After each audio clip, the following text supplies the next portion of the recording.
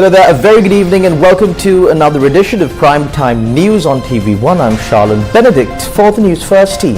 And I'm Piruni Karunaratna. Before we move on to our stories in detail, here's a look at your headlines for tonight.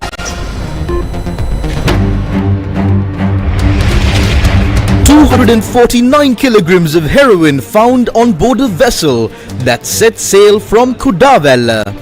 Group that smuggled Kush via post nabbed. Houses in Mathura flooded for 1.5 months. Police fire tear gas to disperse protesting teachers, principals and teaching advisors. More trade unions to take to the streets demanding relief. New ministers assume office. Pohottua says they are not dismayed over the cabinet reshuffle. The people's mandate is the need of the hour. A statement from Omalpe Sobitha Thera. කොට්ටේ මාරු කිරීම හිසරදේ සුවවීමට හේතුවක් වෙන්නේ නැහැ. ජන බලය ක්‍රියාත්මක කරලීම සඳහා අවස්ථාව ලැබිය යුතුයි. ඒ තමයි මහමැතිවරණය සහ ජනාධිපතිවරණය. Sri Lanka secures 2 gold medals at the Asian Para Games 2023. In your top story tonight, based on reports received from the State Intelligence Service, Sri Lanka Navy mounted a special operation and intercepted a drug-carrying local multi-day fishing trawler on the high seas. Now, this fishing trawler was carrying 219 kilograms of heroin.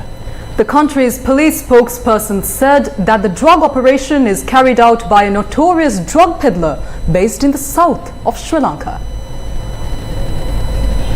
Based on intelligence information received from the State Intelligence Service, the Sri Lanka Navy mounted a special operation and intercepted a drug-carrying local multi-day fishing trawler on high seas about 292 nautical miles south of Dondra by deploying SLNS Vijayabahu. The intercepted local multi-day fishing trawler was carrying 219 kilograms of heroin packed in 200 packages placed in 9 sacks, and the street value of the seized consignment of drugs is believed to be over 4,500 million rupees. The Sri Lankan Navy said that large vessels transporting drugs transfer the consignment of narcotics to smaller fishing trawlers in the seas below the Maldives, and these trawlers are being used to transport the drugs to Sri Lanka. The 5 suspects apprehended in this operation were identified as residents of Kudavella, Thissamaharama, Kottagoda and Mamadala areas from 30 to 48 years of age. It is believed that the trawler set out to sea from the Kudavella Fisheries Harbour. The suspects, along with the stock of narcotic drugs and the fishing trawler, were handed over to the Police Narcotic Bureau for onward legal action. We have managed to seize 60% of the drugs that enter Sri Lanka in this manner, and we have not been able to detect how the remaining 40% enter the country. These are international drug networks. In recent times, we worked together with foreign military forces and intelligence services to conduct these raids. On the 22nd of October, Sri Lanka Navy seized a local multi-day fishing trawler with over 212 kilograms of heroin and crystal methamphetamine valued over 4,000 million rupees on high seas west of Galle. 180 kilograms of heroin and 31 kilograms of crystal methamphetamine were discovered from the trawler. We suspect that drugs seized in recent days belong to a drug peddler operating in the south. However, we cannot confirm it at this time. Based on the information received, the Police Narcotics Bureau has launched an investigation. The Police Narcotic Bureau arrested 2 postal workers and a drug peddler linked to the drug distribution network in Colombo. Sri Lanka police said that on the 21st of October, Sri Lanka Customs recovered and handed over 5 kilograms of Kush to the Police Narcotic Bureau. It is reported that the package containing Kush was addressed to a woman living in Mattakulya and was received by the Central Mail Exchange from overseas. Those who were arrested today are linked to this drug trade. An interrogation revealed that the person who arrived to collect the parcel is employed at the postal department. Further interrogation investigation revealed that another postal worker is linked to this illegal act. Both postal workers had assisted in transporting the 5 kilograms of kush. Based on the interrogation of both suspects, detectives managed to identify the drug peddler who had imported the drugs. He had visited the Central Mail Exchange this afternoon and he was arrested by the Police Narcotics Bureau. The 31-year-old suspect is a resident of Rattanapitiya and it was observed that he also had an address in Mihindu Mawatha. Sri Lanka police said that when the arrest was made, the pistol assigned to one of the Police Narcotic Bureau personnel had accidentally discharged and there were no injuries. Postal trade unions filed a complaint with the Criminal Investigations Department demanding an investigation into the allegations made that the Central Mail Exchange was being used to peddle drugs. We have a CCTV system to detect wrongdoers. However, for some reason this system is inactive. Some officials have not installed the CCTV at their inspection areas. The official K9 unit was removed as well. We need these measures reinstalled. There are instances when a person would try to claim the package addressed to someone else. When that happens, there are customs checks and checks done by us. So what happened on Saturday was an inspection carried out in this manner. Many of our viewers would know how it feels like when roads in Colombo are flooded, how much it inconveniences us. Tonight, we take a look at the plight of a group of people in Mathura in the south of Sri Lanka who have been suffering from floods for a period over a month. This is Narangala, located in Mathura in southern Sri Lanka, where roadways have become waterways. Floodwaters that breached houses have yet to recede, leaving the residents helpless.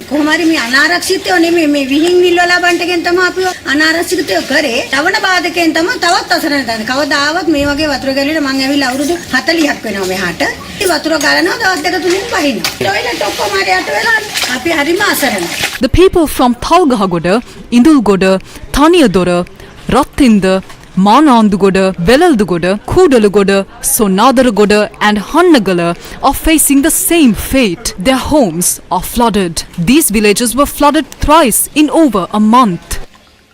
මේක ඉතින් ඉවරයක් නෑ මේක යට වෙනවා ආපහු ගොඩට එනවා ආපහු වස් කරනවා ආපහු බඩු ගෙනියනවා ආයි අදිනවා මේක නිකන් මේ චක්‍රයක් වගේ මේක ඉතින් ඉවරයක් නෑනේ අපිත් මේවා කුලී වැඩක් කරේ මේ කරන මිනිස්සු මේකනේ රස්සාවල් අර මේවයි නෑ ගොවිතැන්පත් කරන මිනිස්සු මේක මෙහෙම ගලනකොට අපිට ඉන්න තැනකුත් නෑ කන්න බොන්න දෙයක්කුත් නෑ. As lives are threatened, uncertainty looms over these villages. In addition to the economic woes, health issues are also threatening the lives of these people.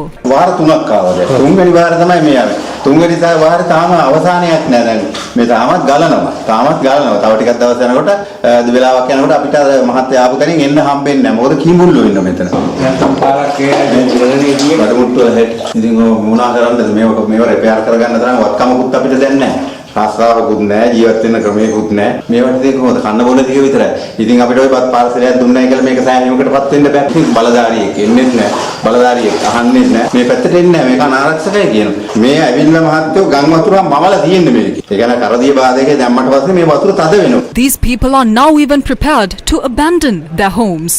දැන් ඉතින් අපිට මේ අපාදුක හැමදාම විඳින්නත් බෑනේ. දැන් ඉතින් අපි මේවෙන් පිටක් කරන්න හැරි අපිට යම් කිසි දුදලක් හරි දීලා ওই ගොඩතරයකින් ගයක් දොරක්වත් හදාගන්න කළා දෙනවා නම් ඒකත් ලොකු දෙයක්. එහෙම නැතුව මේ හැමදාම මේ වදී විඳින්නත් බෑනේ අපිට. After the Kiramoya exceeded spill level, the Akuragoda area in Pollatugoda, which is located along the Mathura-Kamburupitiya road, was flooded.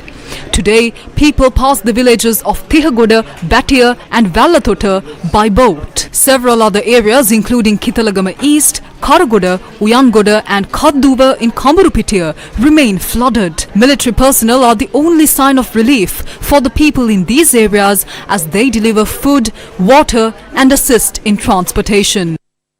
This is how students in the area set off to school to sit for the term examination.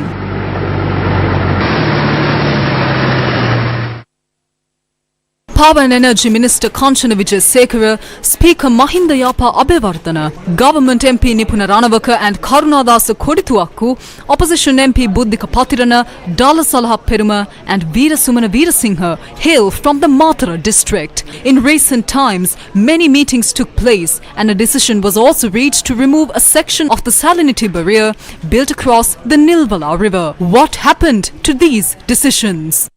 How long would it take for the water to recede without human intervention? Then comes another threat: diseases. Can one continue to stay idle with zero responsibility and accountability? The Department of Meteorology says that fairly heavy showers above 75 millimeters are likely at some places in the Sabaragamu and Uva provinces and in the Gaul and Mathura districts. The department adds that showers or thunder showers will occur at several places in most provinces of the island.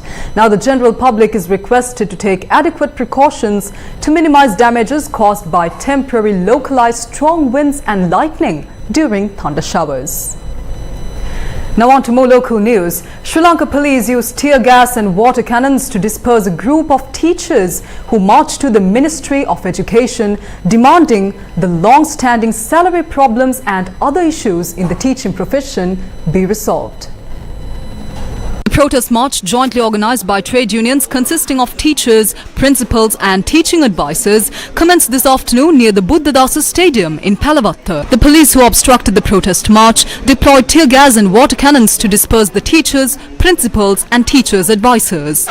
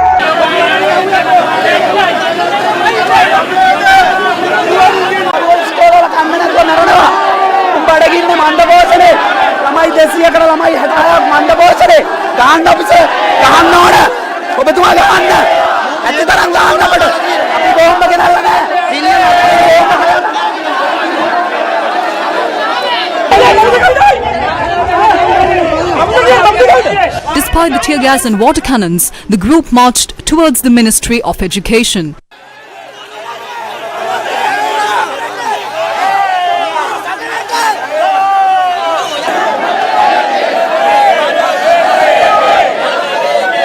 Ten trade union representatives held a discussion with the Secretary of the Ministry of Education.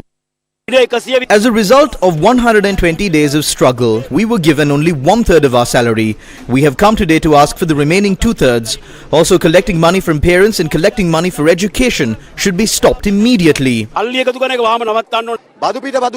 The professionals in this country are leaving because they are taxed unjustly. More than 5,000 teachers have left the country. There is a shortage of 7,000 principals. You are not even bothered to solve any of these issues. But in this country, as teachers, principals, we have more responsibility for education than you. We came in front of the Ministry of Education to fulfill that responsibility. The group informed that they expected a reasonable answer to their issue via the budget that is to be presented on the 13th of November and then dispersed. The Railway Trade Union Alliance staged a protest at the Ratmalana Junction against the current cost of living. The group demanded an allowance of 20,000 rupees from this year's budget.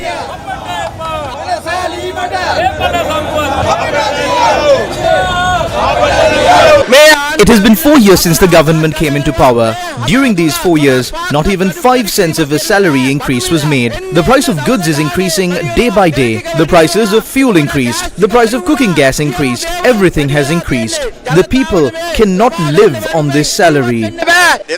After 2017, no pay raise has been given to the public sector employees within a span of 7 years. Therefore, we are asking for an allowance of 2,000 rupees. We have also included this in the budget proposal. These allowances must be received by the public servants. Sri Lanka Transport Board employees also engaged in a protest this afternoon, demanding an allowance of 20,000 rupees. The protest took place in front of the central bus stand in Petta.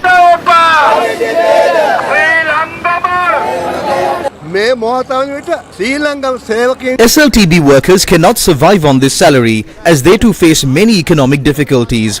Instead of rendering the SLTB workers helpless, take measures to provide them with an allowance of 20,000 rupees.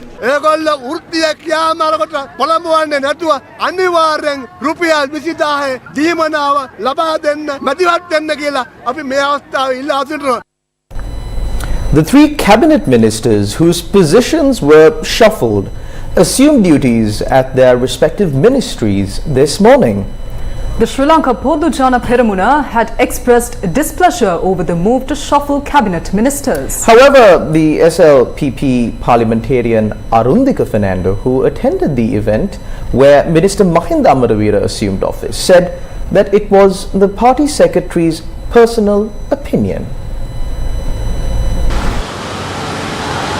Newly appointed Minister of Health Dr. Ramesh Patirana assumed duties this morning. A group of social activists who gathered opposite the ministry during the event emphasized that appointing a new minister is not sufficient. We brought written proof to show that there is so much fraud and corruption going on. As civil activists, we are here to let you know that all the corrupt officials who are behind these corrupt deals are still in power. They must be removed from their posts immediately. We will give 14 days to the newly appointed minister. If nothing is done in this regard, we will have to take legal action against him as well. The new health minister assumed duties and explained the reasons for the issues that arose in the recent past. Due to the wrong decisions taken by the government, the country had to resort to certain credit methods. Meanwhile, due to late payments, long-term suppliers had left the supply network. In such a situation, we are bound to make the necessary policy decisions to settle those matters. Kehriya Rambukwala, who was removed from the position of health minister and appointed to the Ministry of Environment, assumed duties today and said that there is nothing special about this situation. He said that this is the 9th ministry that was handed over to him. General Secretary of the SLPP, Sagara Karyavasam, along with the party's parliamentarians, attended the event.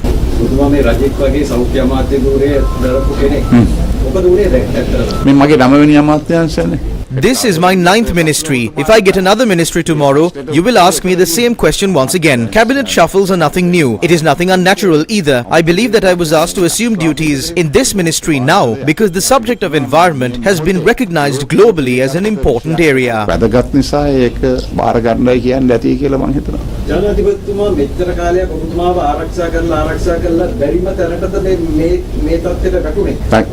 If you ask the other gentleman next to you, he will have a different opinion. If you ask this gentleman, he will say something different. This is your opinion and I respect your opinion. ශ්‍රී ලංකා පොදුජන පෙරමුණේ ලේකම්තුමා මම හිතන්නේ මාධ්‍යයට අපි දෙකේ මාධ්‍යතුමා ප්‍රකාශ කළා තිබුණා ඔබතුමාව සෞඛ්‍ය අමාත්‍යවරයෙන් අයින් කිරීම පිළිබඳව ඒගොල්ලෝ කනගාටු වෙනවා කියලා. This question would have been a lot more important had you asked it 5 minutes earlier. I couldn't ask him why he made such a statement. I'll ask him later and let you know. After Dr. Ramesh Patirana assumed duties as the new Minister of Health, the newly appointed Ministry of Plantation Industries, Mahinda Amaravira, also assumed his duties. State Minister and SLPP parliamentarian Arundhika Fernando were among the attendees of the event, and the statement of the SLPP General Secretary was discussed there as well. දැන් මේ ශ්‍රී ලංකා පොදුජන පෙරමුණ කනස්සල්ල පළ කරලා තියෙන ඔබතුමාලට මේ දුන්නු ඇමතිවරු සම්බන්ධව. I don't think we should respond to that. We are from the same team. I left another ministry behind. I left the Ministry of Wildlife when I was told that the SLPP wanted it. අනිපත්තුමත් එක්ක පොදුජන පෙරමුණේ මන්ත්‍රීවරු තරහ වුණොත් මොකද කරන්නේ? I don't think such a situation would arise. The SLPP MPs are right here. I don't think anything of that sort will happen. ඔබතුමා විවේචනය කරා. මේ අපි ඇවිල්ලා ඉන්නේ. ඔව් එහෙම ප්‍රශ්නයක් නැහැ. ඒ තනි මතයත් ඒකටම ගියේ කියන්නේ. ශ්‍රී ලංකා නිදහස් පක්ෂය පොදුජන පෙරමුණයි කියන්නේ දෙකම එකයි. ඉතින් මහලේකම්තුමා කියනවනේ ඒ යගේ මතය. Venerable Dr. Omal Pesobithathero says that the need of the hour is not a change in ministers but to seek the mandate of the people. කොට්ටේ මාරු කිරීම ඉසරදේ සුව වීමට හේතුවක් වෙන්නේ නැහැ. ඉසරදේ සුව වීමට අදාළ බෙහෙත Changing the pillow would not ease the headache. To recover, one must obtain medicine for the headache. Can we expect the fauna and flora to be protected by a person who failed to humanely address the issue of the patients and the people at large? We will not accept this type of deception. There needs to be a complete overhaul. The entire cabinet of ministers must change. The 225 MPs must change. The people must be given the opportunity to make that change. That can come in the form of a presidential and parliamentary election. මහමැතිවරණය සහ ජනාධිපතිවරණය. State Minister of Investment Promotion Dilu Mamunugama criticized the increase in electricity tariffs in Kandy today. According to the State Minister, there is a risk of many industries in the country shutting down due to the revision of electricity tariffs. A large number of factories are bound to close down under the current circumstances. The Central Bank and the Ministry of Finance say that the numbers are going to work well. If it goes well, then that will be in other areas. But if you look at it from my side, it doesn't seem to be going well at the moment. Investors are just beginning to recontract. Investors from Dubai, China and Japan are ready to invest here. We have investors looking at the port city as well. When we are attracting investments, if such price hikes take place, we will suffer a massive setback. How will the numbers perform well when the industry is closed down? These things are happening according to the advice to balance income and expenditure. But if we go this way, I think nothing will be left in Sri Lanka except the electricity board. I have to accept that as the minister. So I think the energy minister should not have taken a decision on this alone. But as a government, we will have to take a decision.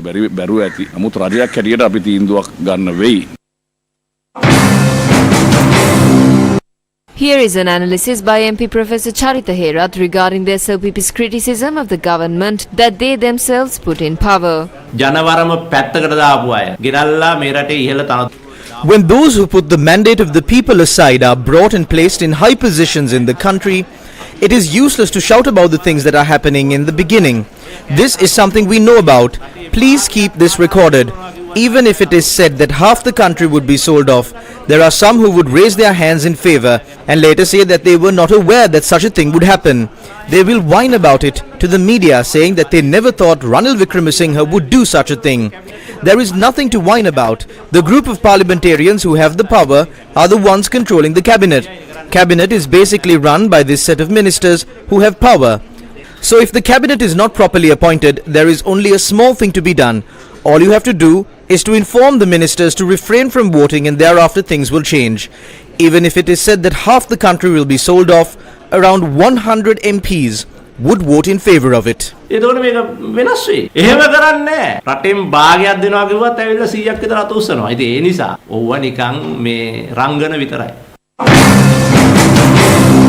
These were the views expressed by the National Bhikkhu Front regarding the continuous oppression of the people.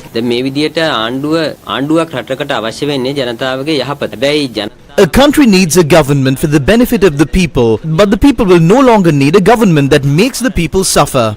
The recommendation of the Public Utilities Commission is that the electricity bill should be increased only twice a year. What are these commissions for? Why are they adopting these laws? The Energy Minister and the President decides these on their own and do not think about the people and dances to the tune of the IMF. How will the people benefit from a government that acts like the puppet of the IMF?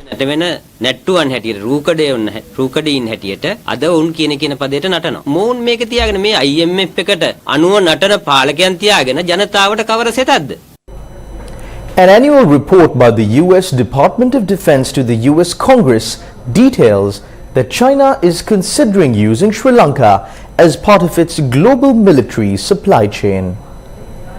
The report by the US Department of Defense to the US Congress is titled Military and Security Developments Involving the People's Republic of China. The report notes that the People's Republic of China probably also has considered 18 countries, including Sri Lanka, as locations for People's Liberation Army's military logistic facilities. It added that the PRC is seeking to expand its overseas logistics and basing infrastructure to allow the PLA to project and sustain military power at greater distances. If realized, advised the global PLA military logistics network could disrupt US military operations as the PRC's global military objectives evolve. The report says that beyond the PLA support base in Djibouti, the PRC is very likely already considering and planning for additional military logistics facilities to support naval, air and ground forces projection. The report also revealed that in June 2022, a PRC official confirmed that the PLA would have access to parts of Cambodia's Ream naval base. A senior US Treasury official on Monday said there were signs of potential improvement in sovereign debt restructuring cases and more vulnerable countries were expected to seek help, but further work was needed to accelerate the progress. A senior US Treasury official on Monday said there were signs of potential improvement in sovereign debt restructuring cases and more vulnerable countries were expected to seek help, but further work was needed to accelerate the process. Treasury Assistant Secretary for International Finance at the US, Brent Neiman, noted advances in the cases of Zambia, Ghana and Sri Lanka over the past year, along with development of new technical approaches, adding his hope that Ghana would reach agreement on its external restructuring in the coming weeks. He gave no details on which countries might be ready to ask for help as long-stalled debt restructuring processes moved forward for Zambia, Ghana and others. The G20 finance ministers and central bank governors have welcomed all efforts for timely resolution for the debt situation of Sri Lanka and the ongoing progress and called for its swift conclusion as soon as possible. This was announced following the 4th G20 finance ministers and central bank governors meeting in Marrakesh, Morocco that took place on the 12th and 13th of October. The International Monetary Fund says that for emerging markets and developing economies like Sri Lanka that are suffering from funding stress on external markets, fast and more efficient coordination on debt resolution is needed. It added that the public debt is still high across most of the region and the ongoing gradual fiscal consolidation should continue to build room for maneuver and to ensure debt sustainability. In a statement, the IMF said that Asia continues to fuel global growth, but economic momentum is slowing. Minister of Fisheries Douglas Devananda said that the State Minister of Fisheries has the responsibility of supervising the Ceylon Fisheries Corporation, which is currently being accused of attempting to import a questionable stock of fish from China. The minister made this statement speaking to the media following an event held in Mullaitivu. The General Employees Union of the Ceylon Fisheries Corporation recently alleged that attempts are being made to import a stock of fish sourced outside of the procurement procedure from China. The Ceylon Fisheries Corporation falls under the purview of the State Minister of Fisheries, Pial Nishanta. Fisheries associations allege that this stock of fish imported by the Ceylon Fisheries Corporation has now arrived at the port and that no procurement process has been followed to import this stock, and that the documentation related to this import are currently being prepared. Minister of Fisheries Douglas Devananda was questioned about this today. I do not believe that there is any truth to it. I have entrusted the responsibility of the Ceylon Fisheries Corporation to my state minister. According to him, the CFC is carrying out its tasks with fairness and transparency.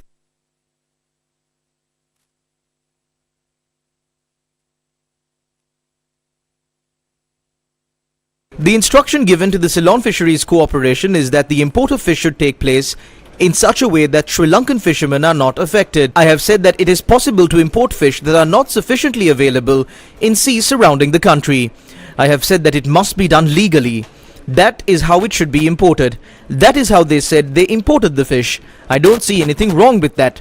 If what they say is not true, strict action will be taken against this. An awarding ceremony for the completion of a certificate course on election observation was held at the Sri Lanka Foundation Institute for 225 selected participants with the attendance of the High Commissioner of New Zealand to Sri Lanka. An awarding ceremony for the completion of certificate course on election observation was held yesterday for 225 selected participants who were provided with extensive training by the Centre for Monitoring Election Violence and the International Republican Institute. The ceremony took place at Sri Lanka Foundation Institute yesterday with the attendance of the New Zealand High Commissioner for Sri Lanka, founder and executive director of the Centre for Policy Alternatives, Dr. Pakisothi Saravanamuthu, Commissioner General of Election Commission Saman Sri Ratnayaka, Regional Director of IRI Chris Yonke and other distinguished guests. CMEV started way back in 1997. And the reason for it being set up was because of the widespread violence that attended our elections. From intimidation and threat to actual killing of candidates. Violence at the end of the day is about a personal decision taken by a candidate that irrespective of whether the party, institution or organization tells you that you must engage in violence, you have every right as a prospective representative of the people to refuse to do so. I have said this many times and I'll say it again, that in a functioning democracy, the public at large cannot, should not be bystanders or part of an audience. They are stakeholders. They are therefore part of that whole democratic process. And the vigilance of the public is tremendously important. There is no substitute for the two main ingredients of a successful monitoring campaign. And that you cannot be taught in any election monitoring course. The first one is your honesty. The second one is, of course, your commitment.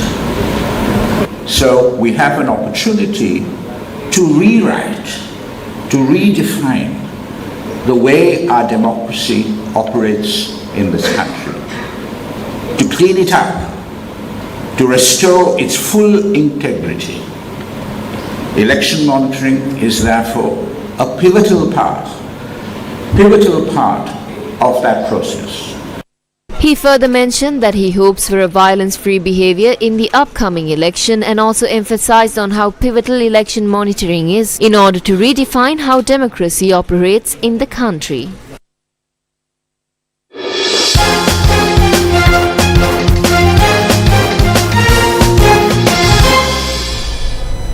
Sri Lanka's Nuwan Indika Gamage and Pradeep Somasiri won gold medals at the 2023 Asian Para Games. The Asian Para Games 2023 is taking place in Hangzhou, the People's Republic of China. Sri Lanka's Nuwan Indika Gamage claimed gold with a new games record time of 11.63 seconds in the men's 100 meters T44 physical impairment. Pradeep Somasiri claimed the gold medal in the men's 1,500 meters T46 event at the Asian Para Games in Hangzhou. He clocked a time of 4 minutes 5.1 seconds, a new games record to win gold for Sri Lanka. The official ICC Men's Cricket World Cup India 2023. South Africa took on Bangladesh in the ICC Cricket World Cup 2023 in Mumbai, India today. Now, cricket fans can watch and listen to all the action of the World Cup via the MTV MBC networks, the official local broadcast rights holder of the tournament. The matches are being streamed live on www.sirasatv.lk.